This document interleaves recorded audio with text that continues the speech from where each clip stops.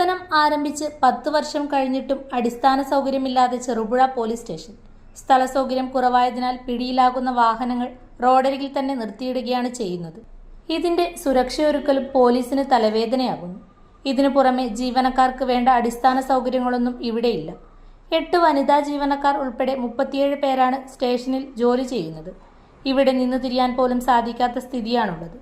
പ്രതികളെ സൂക്ഷിക്കാൻ ലോക്കപ്പില്ലാത്തതും പോലീസിന് തലവേദനയാകുന്നു.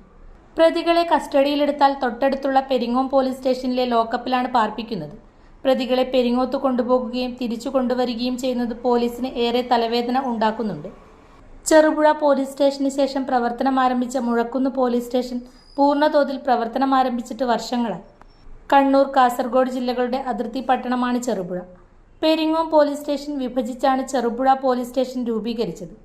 ഉത്സവാന്തരീക്ഷത്തിൽ 2016 ഫെബ്രുവരി 20-ന് അന്നത്തെ ആഭ്യന്തര വകുപ്പ് മന്ത്രി രമേശ് ചെന്നിത്തലയാണ് പോലീസ് സ്റ്റേഷൻ ഉദ്ഘാടനം ചെയ്തത്. മാവോയിസ്റ്റ് സാന്നിധ്യം കണ്ടെത്തിയ പ്രദേശം കൂടിയാണിത്. അതിനാൽ കനത്ത ജാഗ്രത പുലർത്തേണ്ട പ്രദേശം കൂടിയാണിത്.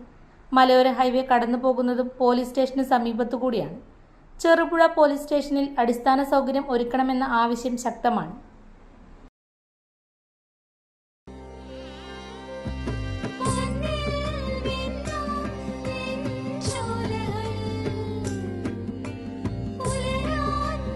ഇതെനിക്ക് തരുമോ?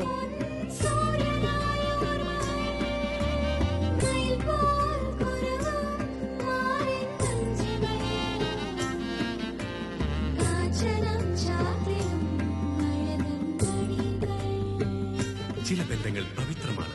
കണ്ണും നിറയും, മനസ്സും നിറയും. സ്വന്തം ജോസ്കോ ജ്വല്ലേഴ്സ്. ഇനി സംശുദ്ധമായ സ്വർണം ചെറുപുഴയിൽ.